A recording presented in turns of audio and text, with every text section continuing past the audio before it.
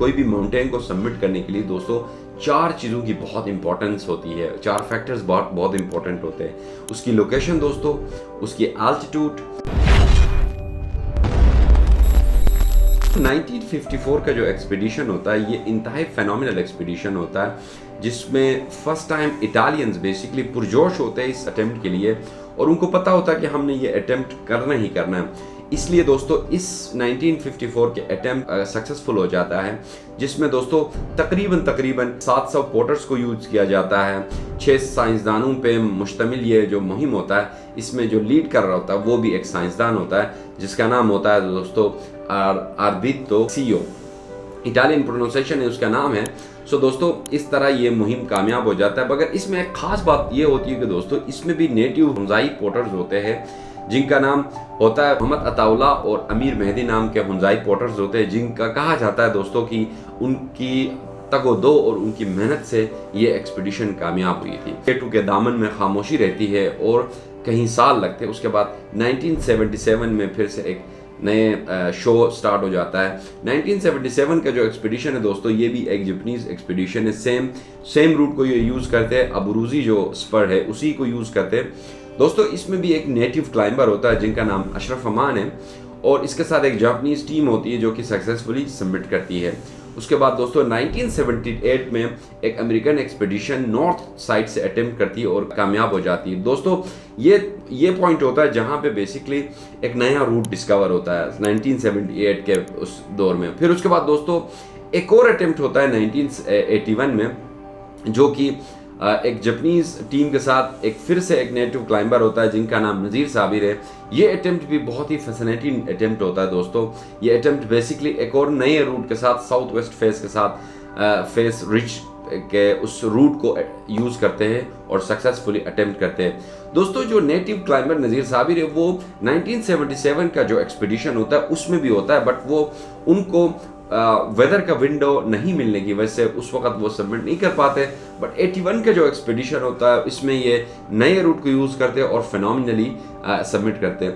दोस्तों नज़ीर साबिर का कहना है कि जो उनके साथ एक ख़तरनाक वो बात हुई कि बोटल नेक के करीब जब वो टॉप पे थे तो तकरीबन वो कह रहे थे 8516 मीटर के बुलंदी पे उनको रात ठहरना भी पड़ा।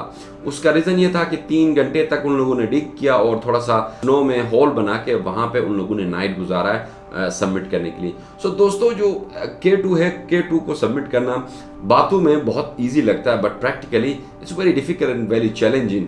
और जो लोग पहाड़ों के साथ थोड़ा सा वाकिफ़ होते हैं, पहाड़ का एक अपना एक नेचर होता है, इन्वायरमेंट होता है, वो एक डिफरेंट होता है, जिसके बेसिस पे इंसान को रिजिलियंट और पैशन बहुत इंपॉर्टेंट होता है। उसके बाद 1981 के बाद फिर एक और ब्लैक समर कहा जाता है 1986 में, जिसमें बहुत सारे फर्टिलिटीज़ हो जाती है, जिसमें पहली खातून पॉलिश खातून भी K2 सबमिट करती है और उसकी डेथ हो जाती है।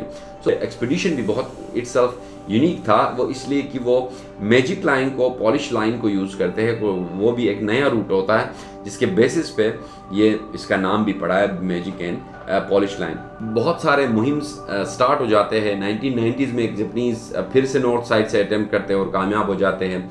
फिर दोस्तों 2004 की तरफ जाते हैं। 2004 में एक 65 इयर्स ओल्ड का स्पेनिश क्लाइंबर होता है, उनकी पैशन वहाँ पे नज़र आती है और वो सबमिट करते हैं। 2008 को कहते हैं दोस्तों इसको द डेडली एवलांच।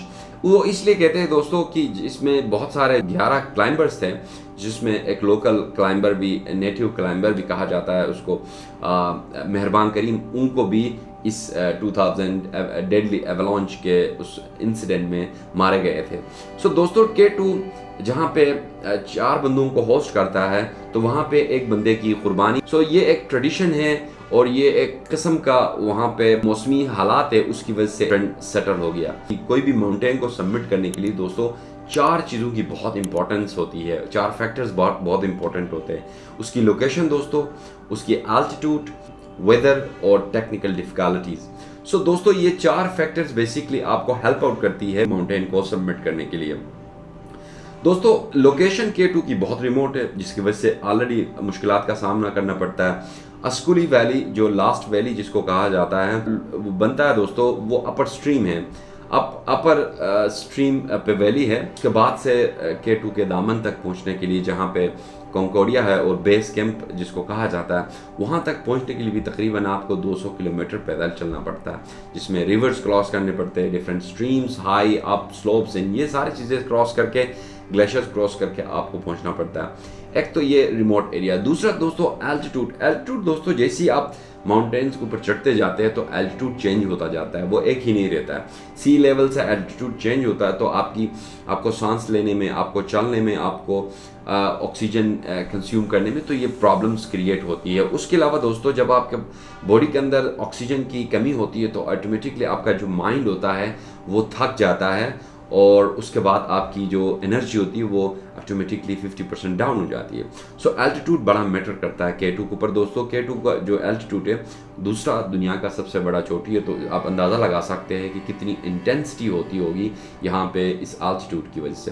तीसरा इंपॉर्टेंट फैक्टर होता है वेदर बेसिकली वहाँ पे एक नहीं रहता है, मतलब कि रात को आंधी आ गया तो दिन को सूरज भी निकल सकता है, दिन को अगर आंधी आ गया तो रात को मौसम आपको क्लियर मिलता है। तो दोस्तों वहाँ पे अनप्रिडिक्टेबल होता है, क्योंकि हाई एल्टीट्यूड पे वो माउंटेन होता है, उसकी लोकेशन उस तरह होती है, तो वहाँ पे बहुत सारे इवन जो वेदर एक्सपर्ट्स होते हैं, वो भी जो क्लाइंबर्स होते हैं, उनको विंडो बताते हैं कि इस टाइम पे आपको विंडो मिलेगा जहाँ पर आप सबमिट कर सकते हो, बट उस विंडो पे भी कोई एतबार नहीं होता है, बट आपको बस वहीं लेके चलना होता है। 2008 के बाद 2011 में नॉर्थ साइड के रिच है, वहाँ से अटेम्प्ट करते हैं, और उसमें पहली खातून होती है जिनका नाम होता है गेरलिंडे।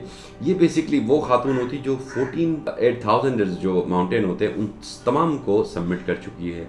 और इसमें यूनिक बात ये होती है कि ये विदाउट सप्लीमेंटेड ऑक्सीजन्स लेके जाती है, ऑक्सीजन के बगैर बेसिकली इसने सबमिट किया था। उसके बाद दोस्तों 2014 में एक और मुहिम स्टार्ट होता है, जिसमें आपके पाकिस्तान के क्लाइंबर्स जो है वो सक्सेसफुली सबमिट करते हैं, जिनमें रहमतुल्लाह बेग होते हैं, अच्छा उसके अलावा हसन जान, इटालियन क्लाइंबर्स इनके साथ होते हैं, अली दुरानी, गुलाम मेहदी अली और मोहम्मद सादिक, इस तरह के लोग होते हैं, ये क्लाइंबर्स भी सबमिट करते हैं। उसके बाद दोस्तों ये K2 की जो क्लाइंबिंग एक्सपीडिशन की जो स्टोरी है या इसकी जो हिस्ट्री है, ये चलता रहता है वक्त के साथ हमेशा।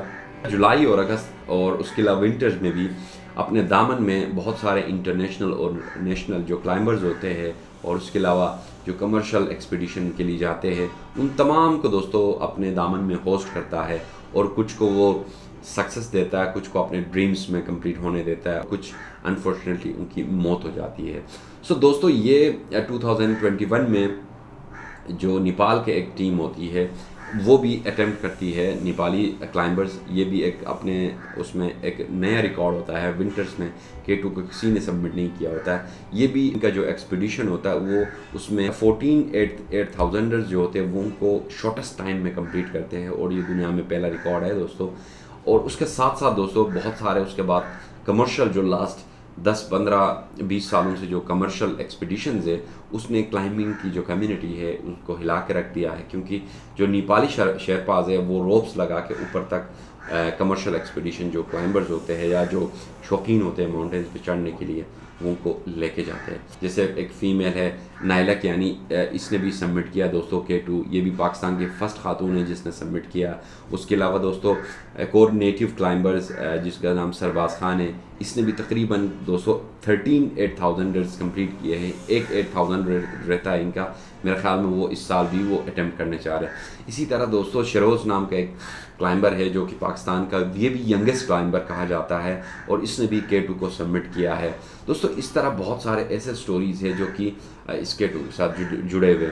उसके साथ साथ दोस्तों K2 के 4 बड़े इंपॉर्टेंट रूट्स है दोस्तों, जिसमें अबूरूज़ी जो स्पर है ये एक स्टैंडर्ड रूट है जिसको 75% लोग यूज़ करते हैं। इसके साथ साथ दोस्तों नॉर्थ रिच है रूट, जो कि अबूरूज़ी जो स्पर है उसके अपोजिट में आता है।